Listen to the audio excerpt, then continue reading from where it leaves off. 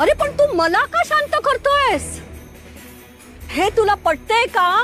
अगं मला पण चुकीचंच वाटत होतं ग, पण सखू म्हणाली रमाईची तब्येत ठीक होणं सगळ्यात महत्वाचं आहे.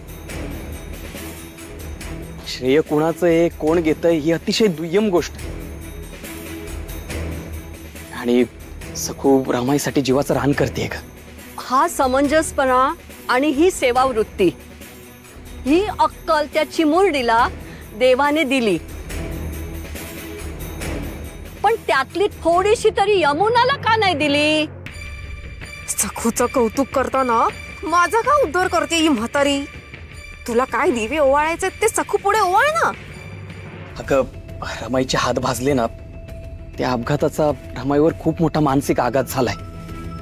त्यामुळे तिला भ्रम होतोय आणि ती सखूलाच यमुनाताई समजते. त्यातून आता रमाई बरी होती, तिच्या हाताच्या जखमा पण बऱ्या होत आहेत. पण दुर्दैवाने रमाईवर मानसिक आघात झाल्यामुळे हे सगळं घडते. हे बघ दिगो, माझ्या म्हातारीचे शब्द लक्षात ठेव रे. तुझी जी बायको आहे ना सखू, ती साधारण मुलगी नाहीये. अरे तिच्यामध्ये काहीतरी अलौकिक शक्ती आहे. अरे ती या घरात आल्यापासून तिने सगळं काही सहन केलं,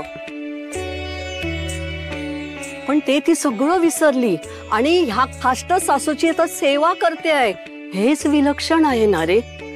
मला तिचं खूप खूप कौतुक वाटतं रे.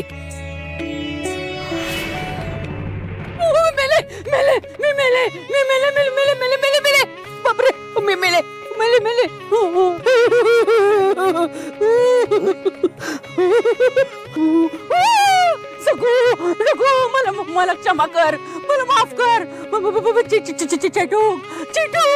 अगं वच्छे वच्छे, अगं काय झालंय काय तुला? तुम्ही, मी या खोली बाहेर पाऊल ठेवणार नाही. अगं असं करून कसं चालेल? आता सगळेजण भूक भूक करत जेवायला येतील. मी चुलघरात येणार नाही, मी पाऊल ठेवणार नाही तिथे. तिथे सखू चेटू करते. गळा दाबू तुझा, ती माझ्या मानगुटीवर येऊन बसेल. मी स्वयंपाकघरात येणार नाही. तुम्ही जेवा नाही तर उपाशी राहा, मी बाहेर पडणार नाही. बापरे, जेवायला येणार नाही, उपाशी मरणार. सखू बाळा, तू धन्य आहेस ग. अगं कितीही सहनशक्ती.